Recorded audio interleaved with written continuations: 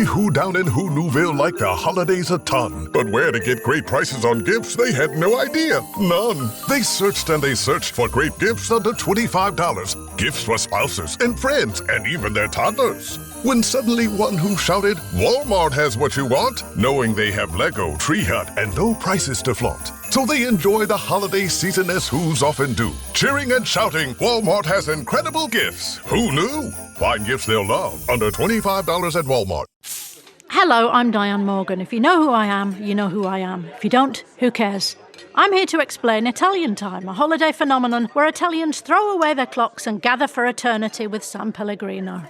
I've been at this party so long that I've eaten 5 courses, hugged someone's grandma twice, and been offered a job in the family restaurant. So this holiday season, make sure to bring enough San Pellegrino to last you through the meal, the after meal, and the entire goodbye ritual. San Pellegrino, holiday on Italian Time. This is a Rogue Media Network podcast.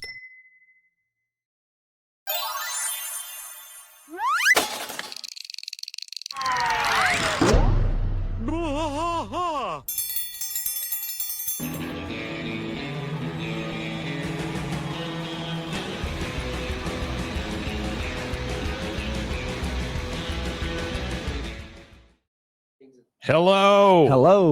Welcome to Blah, King of the Hill podcast. I'm Mike. And it's me, Rusty. It's he, Rusty. We were just talking about Tyler Sheridan. Tyler Sheridan. I think he's got to be one of the best TV writers, maybe of like this generation of TV writers. Yeah. I'll tell you, most of his shows hit. There's not a show yet that I've watched of his that I've just been like, oh, this is boring. I'll tell you the one thing that I do appreciate about him is that, or I'm thankful for, let's put it that way. He writes a lot of the same type of content that you see on CBS, like NCIS and things like that. He writes that type of content, but it's not sappy. It's not. No, it's good. It's somewhat yeah. based in I like reality. it. I like it. What I like. He was here in town not long ago. Was he? Yeah. Well, he is only up the street. Yeah. He lives off Possum Lake somewhere, Really? I think. Really? I think it's where the Yep. ranch is around Yeah. Possum Lake, which for those of you who aren't familiar with Texas, Possum Lake is Where the possums go. it's kind of like north central-ish Texas. It's like towards the Amarillo area, going that direction. It's like the beginning of the Brazos River-ish kind of thing. But he's got a big ranch out there. I watched Landman last, first season whenever it aired, and then now we're on season 2, and I've never watched two. Okay, so season 2 just started. They're introducing Sam Elliott as Billy Bob Thornton's dad. I don't know how you can do that show and not have Sam Elliott in it if he's still alive. Absolutely. You know what I mean? Oh, the way they use him, though, man, the way they use him in season 2 is just. Rusty's fired up about this. No, one. it is. It was super. I've never been more depressed by a television episode, but entertained at the same time. I've never been more depressed and entertained in 2 episodes because both of the first. I don't know. Nobody starts a season with 2 depressing episodes and it be successful. It makes me want to continue. I want to see how depressed the third one can be. Ghetto Cowboy 33 does have a point here, minus the wife and daughter. I'm not a fan of that. I'm not a fan of that B plot where we're going to go help the elderly by making them strippers or whatever, or getting them drunk and stuff. Yeah, it just seems so out of place. With this is a stuff. Spoiler alert. So if you don't like spoilers, don't listen to this. It's a spoiler alert for season 2, episode 2 of Landman. It's the B plot, so I don't really care. Sure. So there's a shenanigan they get into. They're at the. It's Bobby in a wheelchair. Yeah, there you go. So they get in. They go to the nursing home and they're doing like an aerobics thing or dancing and stuff, and then they're drinking alcohol afterwards. Mm-hmm. And a Department of Health and Human Services comes in, and they're doing like a random inspection, and they're all like dancing and drinking. Well, of course, the Department of Health and Human Service inspector guy tells her to sit down and like puts his hand on her shoulder on the wife, and of course Ty bows him, hits him in his nuts, and elbows him, and then it cuts again. The scene goes like Billy Bob Thornton's on the phone, and he gets a FaceTime from the sheriff. Yeah. And the sheriff's like, "Well, look what I got," because him and the sheriff have like a buddy thing going on, and it's his wife and his daughter in handcuffs on the curb. And he's like, does the Department of Health and Human Services guy got a badge? And the cop was like, no, he's not a police officer. He goes, well, he put his hand on my wife first, so you unhandcuff them right now. And he ended up unhandcuffed or whatever. But yeah, that I'm not a big fan of the wife and daughter plot. The son plot's good. The son plot is good. The son plot might be the better. That might even be the better than the A plot for me. It's a good honestly. One. It's a good one. Yeah, it's two solid storylines to follow are the one with Billy Bob and the one with the son. And then the mother and daughter, I think it's just kind of like, I don't know. I don't know if shows think they have to have some sort of TNA. Well, now she's in college. It's not as weird, and I guess in the second season, but the first season she's like a high school girl. She hardly ever wore pants. She's like a high school girl, and then like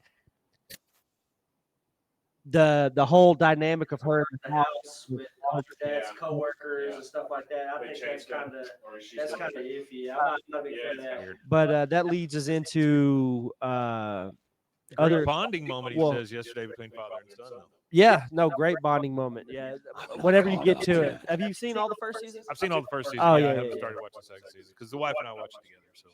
Well, I usually wait till the end. We put on our ceremonial robes. I got you. Light a fire. Watch a show, all that. Yeah.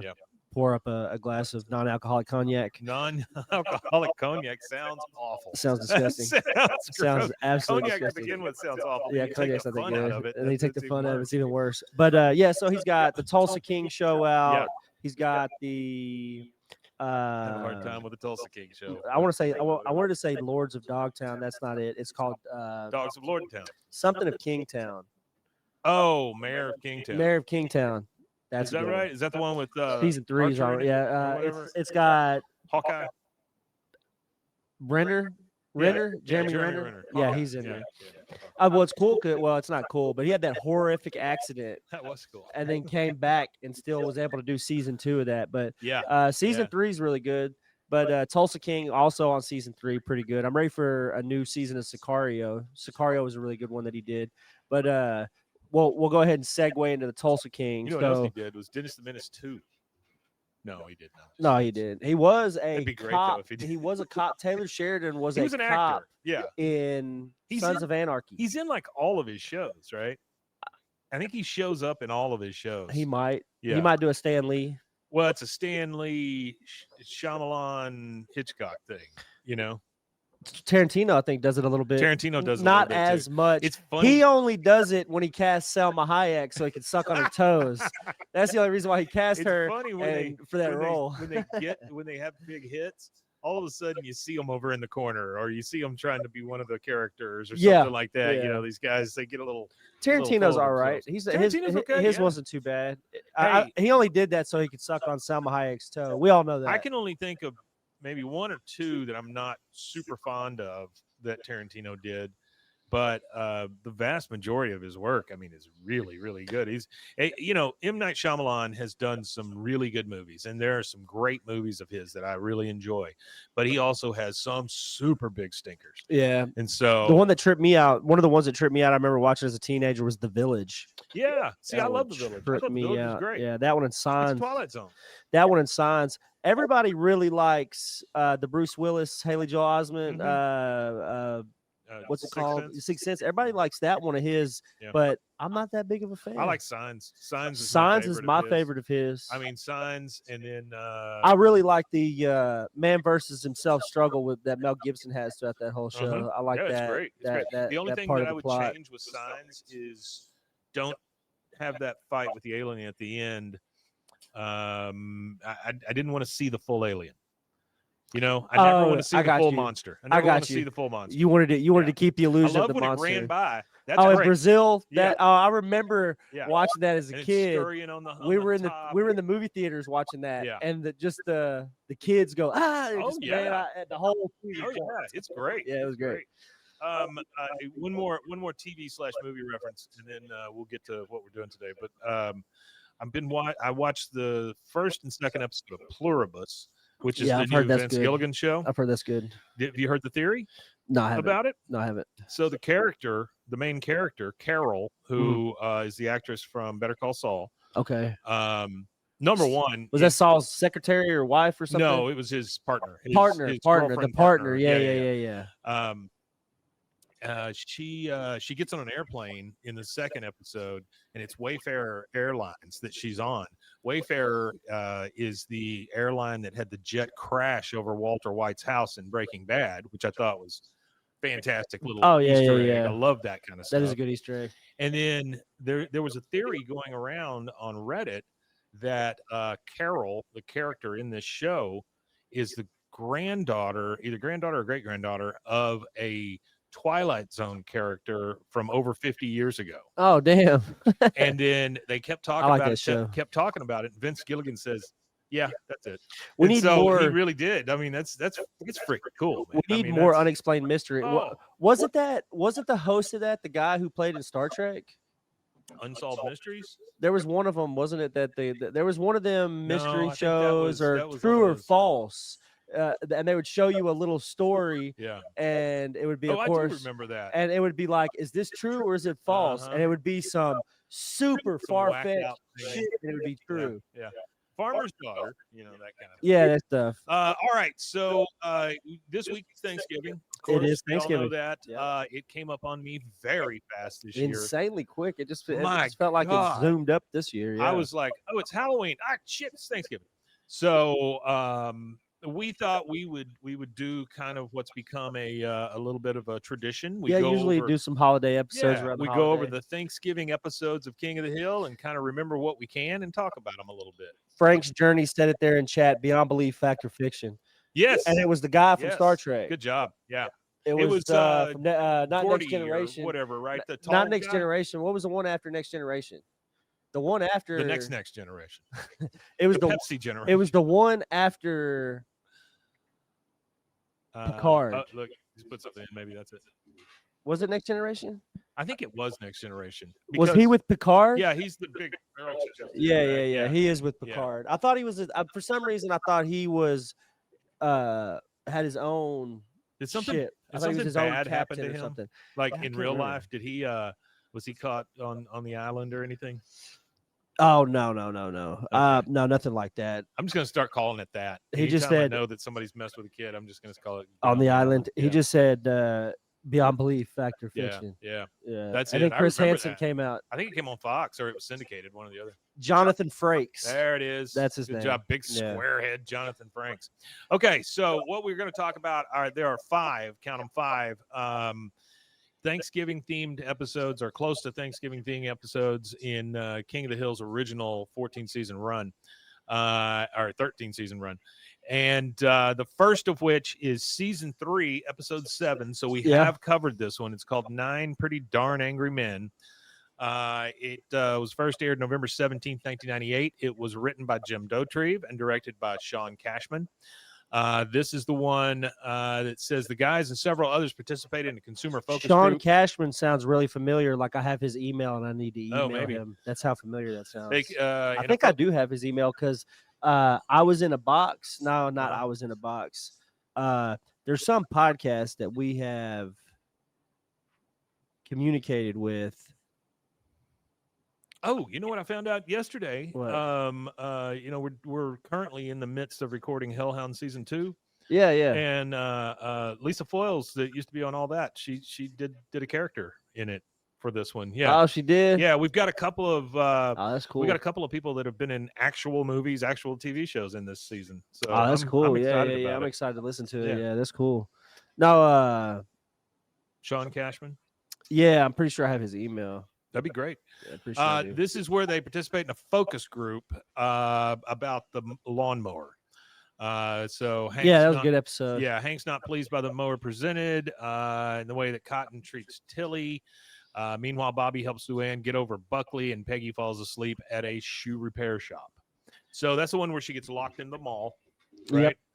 Yep. And then Thanksgiving's kind of ruined or whatever. It's not really ruined because in the end, it says, meanwhile, after spending the night cutting coupons for early Christmas shopping, Peggy spent the entire episode sleeping at a shoe fixing store to get the rubber sole of her loafer fixed.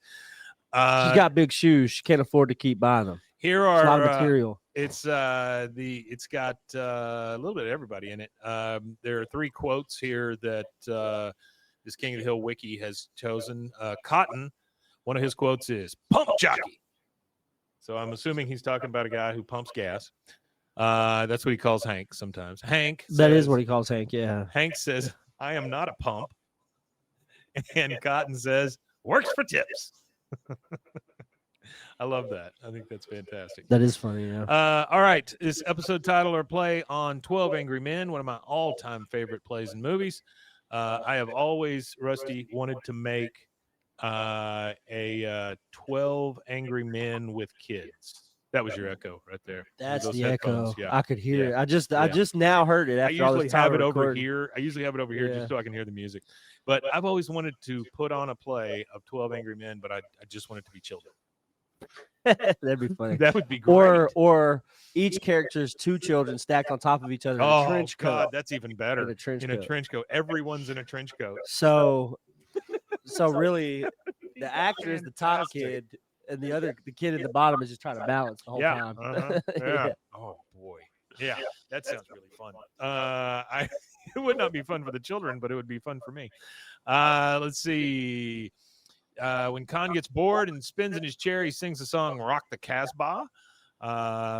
Lane Prattley states that he owned Prattley Ford and Prattley Hyundai, and he's got his eye on Prattley Cadillac, which he doesn't own yet due to his dad not doing so well. According to Boomhauer, he received a settlement, a workers' compensation from his former job as an electrician, which explains why he doesn't have a steady job. Boomhauer's back just seems like his backstory just is completely muddled. It is. Unless that's just like a cover or something. You know? Yeah, it could be. I don't know. I don't think he's that deep into the law enforcement game to be having to pitch cover as an electrician or a woodworker or carpenter or something. So our second episode is from season 4. This is the one that I think everybody remembers. This is Happy Thanksgiving. Oh, this is the one on the airplane in the airport. Where they get stuck in the airport. Eat crap in the airport. Yeah. Hills and their friends are stranded at Dallas Fort Worth International Airport. I got a packet of crackers. Yeah. Yeah, exactly. I have some ketchup. This is a really good one because it shows their community, like how just them and their friends are a community in and of itself. Oh, and Dale gets stuck outside on the tarmac smoking a cigarette. Yeah, he snuck out a door and ended up on the tarmac. The only quote they have here is Bill trying to fight back tears, saying, "I hate Thanksgiving." So that's a good quote. Yeah, because everybody was leaving for Thanksgiving and leaving him there by himself, wasn't it? Wasn't that the B plot? Yeah. Hank, after the flight is delayed again and Hank's turkey is mistaken for a bomb and destroyed, he says, "You blew up the wrong man's turkey." Dale says, he's talking to Khan, "Hey, do your people even celebrate Thanksgiving?" That's funny. John Redcorn. Oh, he's speaking to John Redcorn, and John Redcorn said, "We did once." Yeah, once. So good. Luann, "Uncle Hank, some gentleman just asked me to join the Mile High Club. Could you get me an application?" And Hank says, "Well, Luann, I imagine they have them on the plane." Sometimes it turns out well for these guys by not knowing the vernacular or not knowing what people are actually talking about. His naivety too. Now, I will say this though. Let me just say something real quick. I did do the notes for season 8, episode 5. This is the one where Peggy goes to Mexico and tries to be a tutor. Oh yeah. To Monsignor. That's a good one. Martinez. Yeah, it's a good one. The only thing I when she got on the airplane, I had the thought, "Oh my God, did he tie this back in season 14? Are they in the same gate or something?" Right? Oh yeah. So she leaves from gate 3 in season 14, episode 1. They come in on gate 3A. So so it's some little. It makes me think that they're sticking pretty close. I wonder if they dug that up or 3 just happens to be the random number they choose. Could be. Maybe it is. It'd be super coincidental. I just because thought, man, the animation styles are extremely different. The technology used to create both of these shows is extremely. I also different. had that Vince Gilligan airliner thing in my head too, so maybe I was looking a little too hard. But that's a really good Thanksgiving episode. The third one is Spin the Choice, which is also a fantastic Thanksgiving episode. It is the 88th episode. That one's funny. It was November 19th, 2000. That's the one where Bobby does the. That's the one where Bobby says he's worried about self-hate. Self-hate. and then Peggy builds the big cardboard spin the choice thing, which is just it's insanity, is what it is, because all the rules change and nothing ever works right. The quote here is, "Oh my God, it's so juicy," coming from Hank, which that is definitely a T-shirt. I know it's not a Thanksgiving episode, I don't think, but what about when Bobby cooks a turkey? Yeah, I don't know if that's one of them or not. I don't think it is a Thanksgiving episode, but it just had a turkey in it. I remember because I remember Peggy sabotages his turkey. Well, no, there's Goodbye Normal Jeans is the next one. It says when Bobby easily outshines Peggy in cooking, cleaning, sewing, Yeah. I thought, tasks, her jealousy reaches an all-time high and threatens to ruin Thanksgiving. So yeah, this is it. Yeah, because she sabotages the damn turkey. That's funny. That's the next one. Yeah. But yeah, always why I remember is because I've been season 7, episode 4. I've been having Adult Swim on in the background when I'm playing video games. I can tell you something. But freaking Swimmer's Ears been getting a bunch of hits here lately. Yeah, we need to get back on it. I guess so. Well, people found it. Well, not only that, never. It was just because I got sick. That's true. And when I got sick, it took me like 6 months to recover. Yeah, it took a long time. I've never been that ill ever in my life, and the energy levels just surgeries. Yeah, back to back. It was like a lot at once. Boom for a while there, man. Yeah. Because that was not that hard to do, but I think we should do that one the same way that we were doing. Yeah. Yes. The same way that we were doing Probably the other so, blah. Yeah.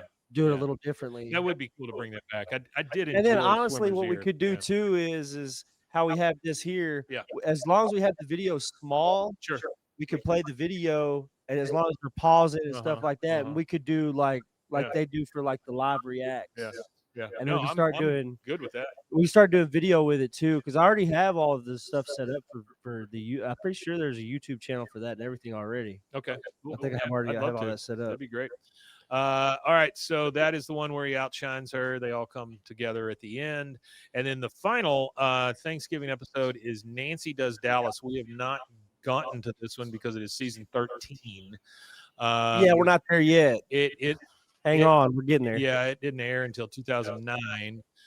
Nancy cheats and backstabs her way to being top news anchor when a news story about a possum being brought to school nets her a job in Dallas. Still, she finds the ride downhill to be a bumpy one, especially when she appears at the Thanksgiving Day parade drunk. Meanwhile, Dale tries to remodel his house to prepare for global warming's effects, but he ends up being injured by Bobby. Okay. I don't remember much about this one because when you get into those real late seasons like I don't know anything about them. Honestly, there's a handful of lucky episodes. Yeah.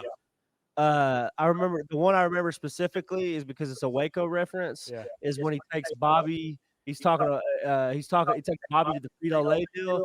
He was talking to Bobby. He's like, "You never had a chip till you had one off the line," and pretty good. He tries to take him to the Frito-Lay thing, and they wouldn't let him in. And he was like, "Well, dang, they let me down there when I used to work at the one in Waco, but there's not even a Frito." Oh, there used to be. There used to be, I believe, yeah.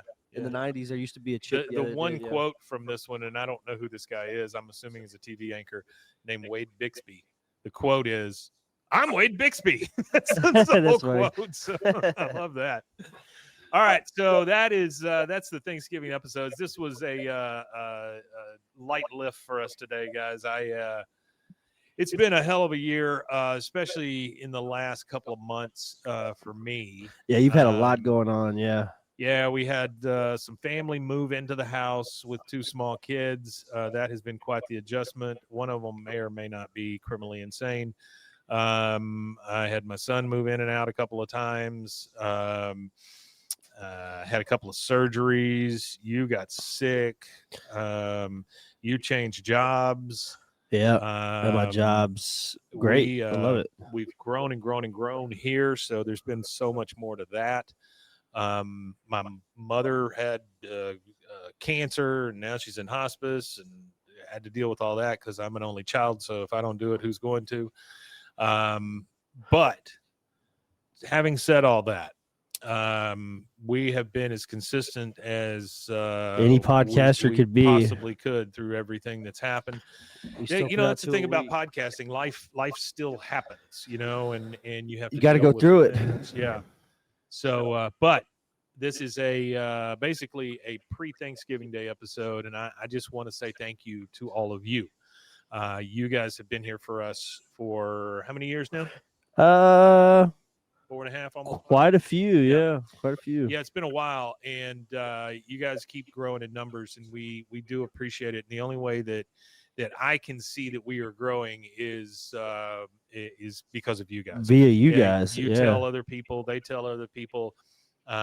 You just find us sometimes, and the ones that make me the happiest are when you tell me that you listen to us at work or on your way to work, on your drive, all that stuff. I love that stuff. It's absolutely great because I hope that we can bring you a stupid little chuckle or a full out laugh.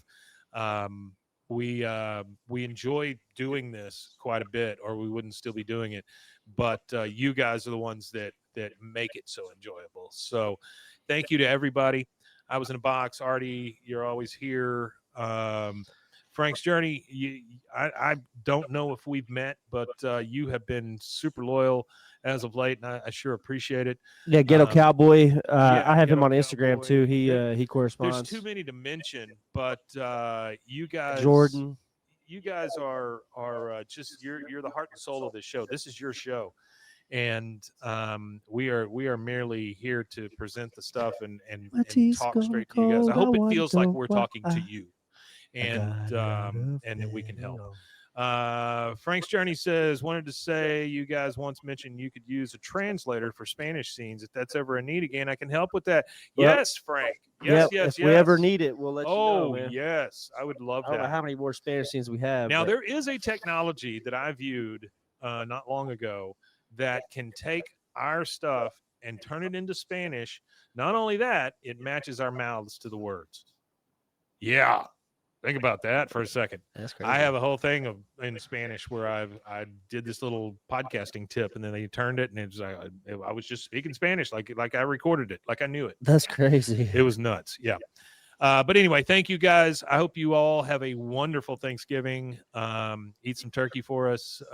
Don't directly drink the gravy, but drink the gravy. Yeah, drink the gravy. And boof the gravy. Just have a good time. Appreciate what's around you. Put your arms out, spin around in a circle, and realize that's all you can control. And just love the ones you're with, man. That's whether they're family, whether they're friends, whether they're adopted family. Talking about Dango, love the one you're with. Dango, love the one you're with, man. Well, blowing in the wind. All right, guys. Thank you so much for joining us. You want to tell them where they can find us? Guys, you can find us at BWAAAKOTH at most, if not all, social medias. You can also find us on YouTube at BWAAAKOTH. If you're an audio listener and you want to upgrade your lifestyle from audio to visual, come on. Come check us out. Come like, subscribe, follow, comment. BWAAAKOTH.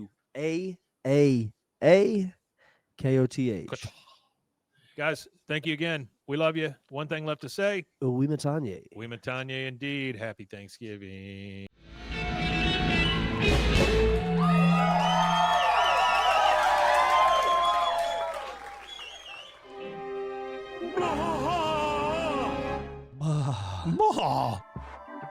This has been a Rogue Media Network production.